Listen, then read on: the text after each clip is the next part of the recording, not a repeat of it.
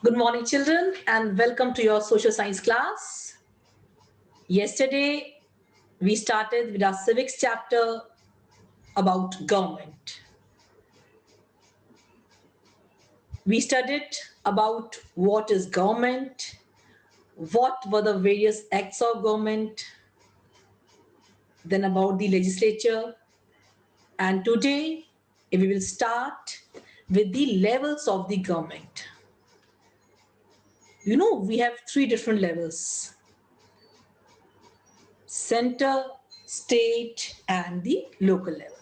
Center, state, and the local level. Children, alone, a government can't perform all the functions. We can't say one central government can perform all the functions all over the country. No, the distribution of work is there. So the government has also divided its work. So we are having three different levels of government. In center, we are having president, prime minister, and the parliament. State level, we are having governor, chief minister, and at the local level, we are having collector and superintendent of police. So this how government has divided its work at different levels. Center is giving instructions to state. State is giving instructions to the district or the local level. Then we'll be doing with the decision making and participation, how you all participate in the decision making process, how we all are collectively responsible for this, how we are electing representatives and they are forming the government on our behalf. So who is appointing them? We are voting for them. We are voting for them and we are electing them. So now I'm going to share the screen with you all and then I will further explain you the chapter. Okay, children? Hope what I taught yesterday you might have understood. Few things I taught yesterday about what is government, how government is making laws, three functions government is having: legislative, executive, and judicial functions, and many other various acts of government are there. Government is working day and night. Okay, and now today I'll tell you about the levels of the government. Okay.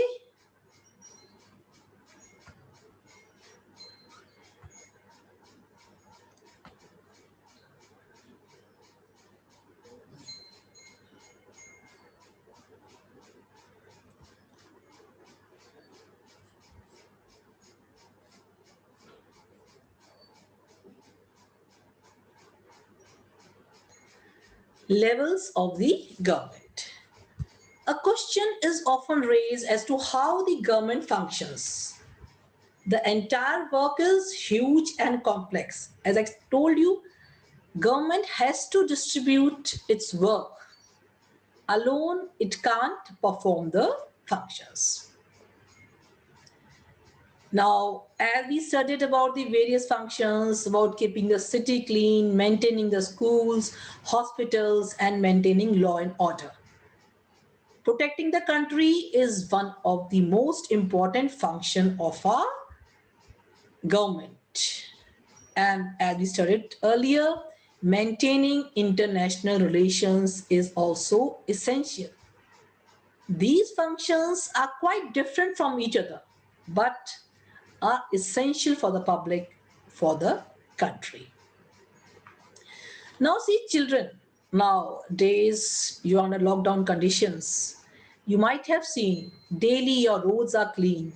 The garbage is being carried by the vehicles mentioned for the garbage.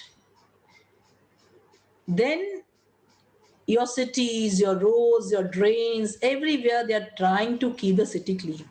Now this is the allocation of the work by the state government. that they have to keep the city clean. Now the state gives instruction to whom? To the city collector. Now these all work under the district administration. Now Kota is a district. Every work is looked by the district administration. So this how the work is divided, and it has to be divided for proper and smooth functioning. Our government works at 3 different levels. I told you, the local level, the state level, and the central level. Local government means what? Administration of a locality by officials such as district magistrate and the superintendent of police, that is SP. So all these work are carried by the district collector. We also wait for some instructions from the district collector. So he is the head of the district. Then for him, he is having superintendent of police and other officials for his help. Now at the state level, we are having chief minister, governor, and the state legislature. They all are working at the state level. And at the center level, we are having the president, the prime minister, and the union parliament. The government at each level has its role determined by the Constitution of the India. Means all the levels of the government, center, district, and state, their work is given by the Constitution of India, it's mentioned. Now we'll discuss decision making and participation. How we all take part in the decision making process. You know, we are voting. We have been given the right to vote. All the citizens of the age 18, more than that, they are going for voting. Whether they are elections for the state assemblies or they are elections for the parliament. When I talk about the state assembly, it means I'm talking about the MLAs at the state level. Full form of MLA is Member of Legislative Assembly. And when we talk about central level, it means I'm talking about MPs, that is Member of Parliament. So we should know this. What is state level and what is central level? When we vote for them, when we are voting, when we are taking part in the voting, it means we are electing the representatives which are going to form the government at the state level or at the center level. So who is electing them? We, the citizens. We have been given the right to elect them, and they are working on our behalf because we have appointed them. Getting my point? Who has voted? We all have voted. So they are representing us. Is it clear? So they are the elected representatives of the people. Now, because India is a democratic country, above 18 and 18 have the right to vote. So the main function of the government is to make laws. We have democracy in India. In a democracy, the decisions are taken by the elected representatives of the people, as I told you. To who are electing them? We are electing them. We are electing them. And they are working on our behalf. This is called collective decision making. The decisions are taken after a thorough discussion or debate. There may be difference of opinions also. Sometimes what happens, children? Any thing is to be discussed, any point is to be discussed, any decisions are to be taken. They have discussions, they have debates, and there can be difference of opinions also. So when our representatives differ, in opinion of any matter, then such matter shall be decided according to the opinion of the majority. Quite obvious. The majority always prevails. You might have seen your classes also when you are voting, majority. When you are having the selection of the ministers, house captains, then again voting. Is it clear? It can be voting of teachers, voting of the students. Is solved by the ministers, always by voting, and the person who gets maximum number of votes is elected. Same we are having the monitors also. The teachers make decisions on behalf, seeing the capability of the child. So when such matters comes, then majority prevails. And it's very common, majority prevails when such difference of opinions are there. Now, see children, we have elected representatives. We have elected representatives. So the views expressed by the elected representatives are regarded as the views of the public, because we all have voted. We all have voted for them. We have voted, they have won from their constituencies, and they are being elected representatives. Now they are taking decisions on our behalf. Okay, getting our point? So whatever decisions are taken by them are regarded as the views of the public at large. Okay, now when you have elected representatives, it means participations of all in decision making process. It means we all are taking part in the decision making process. Next, collective decisions are essential for the smooth running of the government. It means the majority should take part in the decision making process, and if difference of opinions are there, then the majority prevails, and then only children we can have smooth functioning of the government when we are having one opinion. When we have elected representatives and they come from different communities, that's an example of unity in diversity. And moreover, people having different opinions, but they agree to act according to the decisions taken by the majority of legislators. Now, people agree to act in this matter in wider interest of society. Okay, children? Now, we'll be having universal adult franchise. Now, as you all know, and might be knowing till now, you might have studied what is universal adult franchise. Franchise means the right to vote. Children, it is the most important right which is given to you all. And when this right is available to all the adults, it is called universal franchise. And in our country, this right is enjoyed by the citizens who are of 18 and above. Now, we'll discuss this topic. What are elections?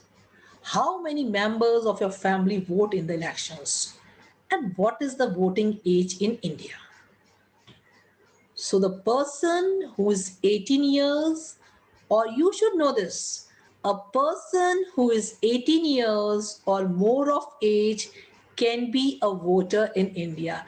Now, it doesn't mean that on voting day you go like this and say, no, my age is 18. No, they will be checking your Aadhaar card, that what is your age, or the card issued by the election commission, where your age is mentioned. You can't cheat the government. Okay, it's not that, no, I'm of 18 years, I'll go for voting, I look 18 years. No, it's not that way. You have to carry your Aadhaar card or the election commission card. So a person who is 18 years of age can be a voter in India. So when you will be 18 years of age, you shall be entitled to vote. It makes us feel proud, children, when we use our right, that we are taking part, active part in the formation of the government. Now, what is franchise? Franchise means the right to vote. It is the most important requirement for a successful democracy. In our country, this right is enjoyed, I just told you, by every person who is a citizen of India,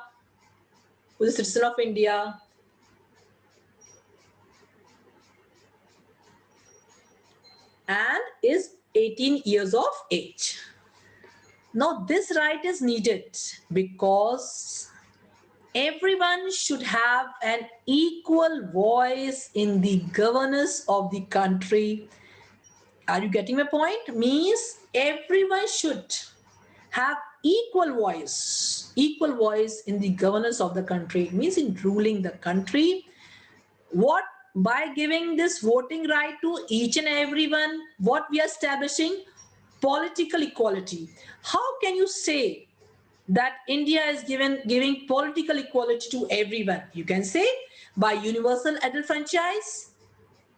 When we are given the voting right, when government is giving voting right to each and every community, it means there is political equality in our country.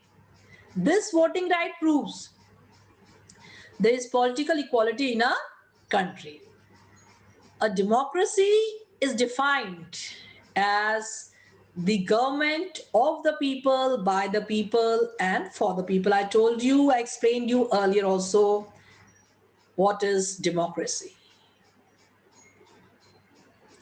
Now, government is collectively responsible to all the people who have elected it to power. Government is also responsible to us who have elected it to power. Who brings the government to power? We all are only voting, children. We all are only voting and bringing the government to the power, and the government which party which gets the maximum number of votes is invited by the president at the center to form the government, and by the governor at the state level to form the government. You all know we are having two types of government in our country, central and state. Levels are three. Okay, we are having three levels, center, state and local. But because we are having federal form of government, it means one government we are having at the center and one we are having at the state. One, I'm talking about Rajasthan state. Every state is having their own state government. So this is the meaning of federal form of government. Now we'll be discussing the key elements influencing the success of the government. Key elements influencing success of the government. Now the success of a government depends upon three factors. How many factors? It's depending upon three factors. Now when you know, children, democracy, government of the people, by the people and for the people. So what it demands from the common man an active participation in the government. Means we all should take part in the formation of the government. Secondly, there is need to have free and fair elections in a democracy. Free and fair elections, no cheating, no booth capturing and all. Thirdly, there should not be any discrimination against any citizen. That I told you, we are having political equality in a country. All should be equal in the eye of law. Then only government can have success. All should be equal in the eyes of law. Freedom and equality are of vital importance in a democracy. They are of vital importance in a democracy. What we are having for that vital importance? We are having freedom and equality. Freedom and equality are of vital importance in democracy. So a democratic government sees that everybody gets her or his due in the society. So if you want a democratic government to be successful, then common man should actively take part in the government. Secondly, there should be free and fair elections in a democracy. Thirdly, there should not be any discrimination against any citizen. All should be equal in the eye of law. Freedom and equality are very important. Further, you'll be studying freedom of speech, expression, belief, faith. They are very important in democracy. So we can say a democratic government sees that everybody gets her or his due in the society. So I think key elements influencing success of the government is clear to you. Now comes types of government. Children, most of the countries have democratic government. But in some countries, we find the rule by one person called the king or the queen. Such a form of government is known as monarchy, where the king or the queen rule by one person. It is known as the monarchy. When we talk about democracy, as we have studied, I'm repeating again, government, it was given by Abraham Lincoln, government by the people, of the people, and for the people. When I say India is a democratic country, it means, what I want to say? It means in India, the people have the right to choose their representatives. How can you choose your representatives, children? By voting during elections. That's why we say that we should use our universal adult franchise for the correct selection of the government. In many countries, all are not having the power to choose their representatives, but in democracy, the people have the right to choose their representatives. Next, they have the right to participate in the governance of the country, and they influence the decision-making process also. They share the responsibility as well. And India is a large democracy. India got freedom after a continued struggle and many sacrifices. Now she is emerging as one of the most important and powerful democratic nations of the world. As I explained you, a democratic government may either be a unitary government or a federal. Okay? In a unitary form of government, all the powers and authorities are vested in a single center. It means they are having only one center. Okay? Only one center. So that is a single center in unitary form of government. But in a federal form of government, as I told you, the powers are divided between the central and the state governments. India and USA are the principal examples of federal governments. And the unitary form of government, we are having the United Kingdom is a good example of the unitary government. So democratic government is also of two types, unitary and federal. When we talk about unitary, it means the powers are in the hands of a single center. When we talk about federal, it means the powers are divided between the central and the state governments. USA and India are the principal examples of federal form of government, and UK, that is Great Britain, is an example of unitary form of government. Now we'll be discussing two more forms, that is the monarchy form of government.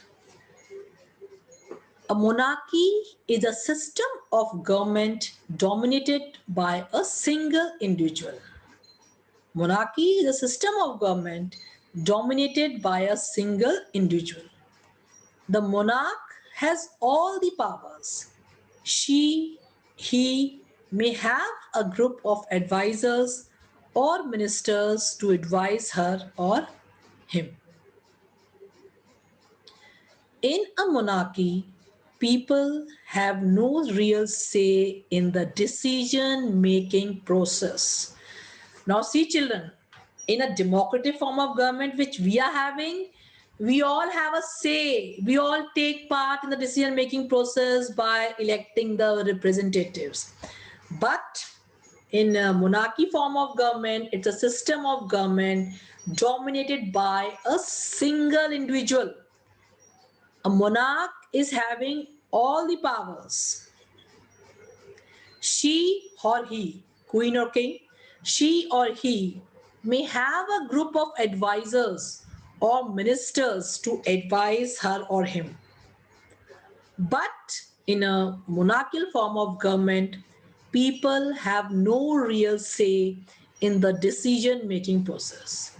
Some monarchs believed that they had been chosen by God, and so people could not challenge their authority.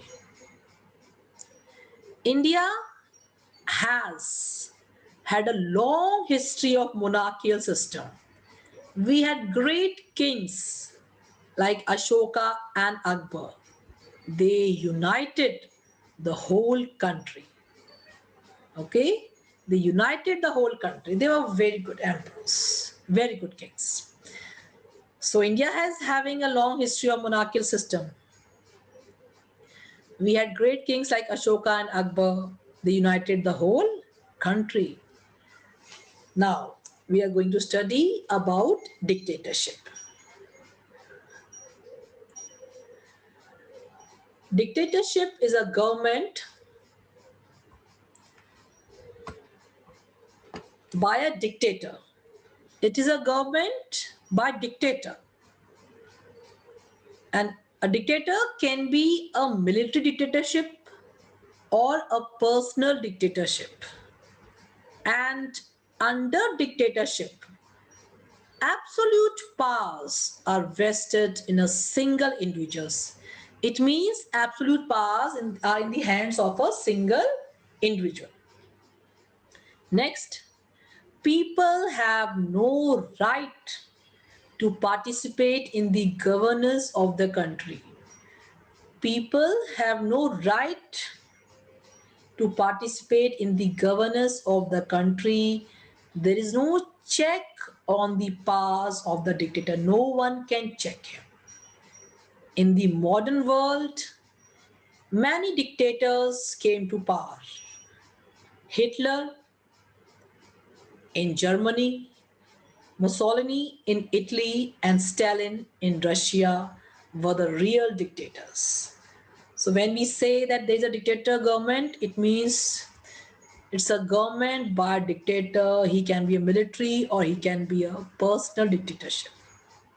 It may be all the powers, means absolute powers are in his hands. He never listens to anyone, and people have no right to participate in the governance of the nations. If you get a chance to see on the history channels and all, sometimes they show about these dictators. They are very nicely, they are showing how strict and hard they were. They used to punish very badly. And they were not listening to anyone. They thought what they are doing is the best. So we can say people during dictatorship have no right in the governance. And see children, you are blessed to have a democratic government in your country. So we should all use the power of voting in a right manner to elect the right government. And see children, then after this, we had suffrage movement, that is the right to vote. The word suffrage means the right that people used to vote in order to elect. Previously, women were not given the right to vote. Previously, women were not given the right to vote. They were not taking part in the elections. And but for a long time, they were excluded. Many societies were formed for this. But what happened after the World War One? After the World War One, I'll read from here. Women were eligible for some rights. After World War One, when they played an important role, then they were considered, no, they are also important. And in 1918, all women of the age 30 years were given the voting rights in Britain, which was changed to 21 in 1928. So Britain and American women were fighting for the voting right. Then we have in 1850s the women of United States of America. They led the agitation, and all women got the right to vote in 1920 in America. With a few exceptions, women today have the same voting right as men.